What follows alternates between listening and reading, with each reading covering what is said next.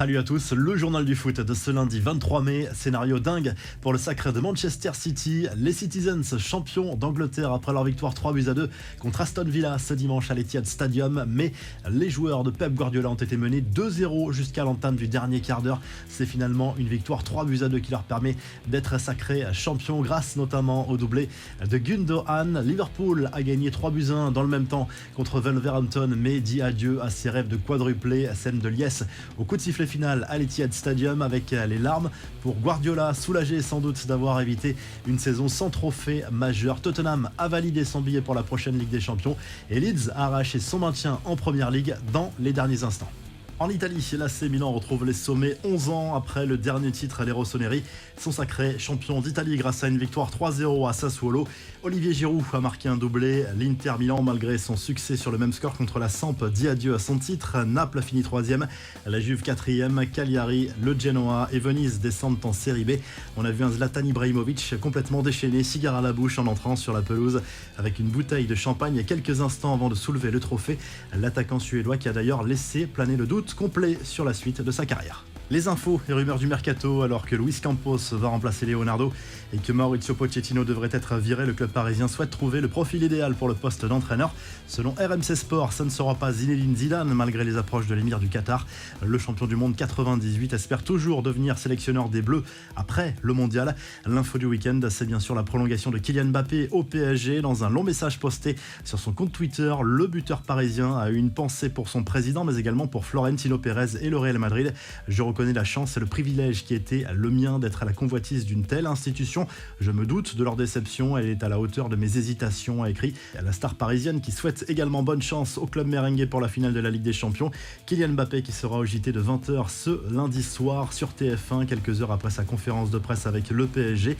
Ça se tend entre le Bayern et Robert Lewandowski alors que le Barça a fait une première offre formelle au club allemand de 32 millions d'euros. L'agent du Polonais a fustigé l'attitude du club bavarois qui refuse de laisser partir l'ancien joueur du Borussia Dortmund. Enfin, le ciel est désormais bien dégagé pour Jorge Sampaoli à Marseille. La qualification directe pour la prochaine Ligue des Champions ce week-end a permis de lever les derniers doutes. L'Argentin sera bien sur le banc de l'OM la saison prochaine et veut un mercato ambitieux. Le club marseillais qui perd en revanche Boubacar Kamara qui était en fin de contrat et qui ne voulait pas prolonger avec son club formateur pour s'offrir un nouveau défi, direction la Première Ligue. Le milieu de terrain s'est engagé pour 5 ans avec Aston Villa. Enfin, Aurélien Tchouaméni hésiterait entre deux cadors européens. Le monégasque se donne encore quelques jours pour décider de sa prochaine destination. Liverpool et le Real Madrid sont les favoris selon RMC Sport, même si le PSG n'a peut-être pas dit son dernier mot. Les infos en bref, la promesse de Léo Messi aux supporters du PSG arrivé l'été dernier en provenance du FC Barcelone. L'Argentin a publié un message sur les réseaux sociaux dans lequel il affiche son optimisme pour la saison prochaine, même si la déception de la C1 n'est toujours pas digérée. Nous avons gardé le goût amer d'avoir perdu en Ligue des Champions dans un match à élimination directe alors que nous étions la meilleure équipe. Je suis sûr que de bonnes choses vont arriver en 2022. Ce sera une année importante et nous nous battrons, a écrit le septuple Ballon d'Or. Coup de chapeau à Mario Balotelli, loin des projecteurs, l'attaquant italien évolue désormais à l'Adana Demirspor. Il s'est offert un quintuplé ce week-end dans le championnat turc avec en prime un dernier but avec un coup du foulard après une série de passements de jambes.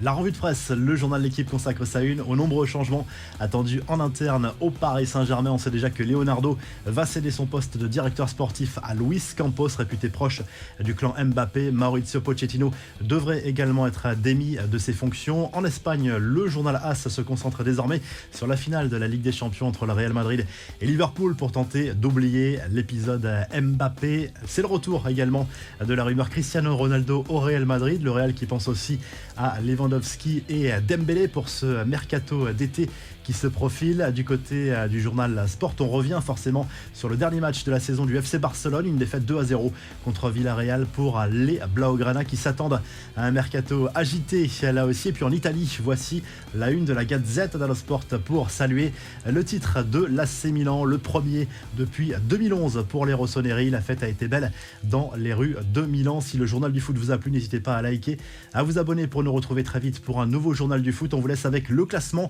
des meilleurs buteurs dans les grands championnats européens, réactualisé bien sûr.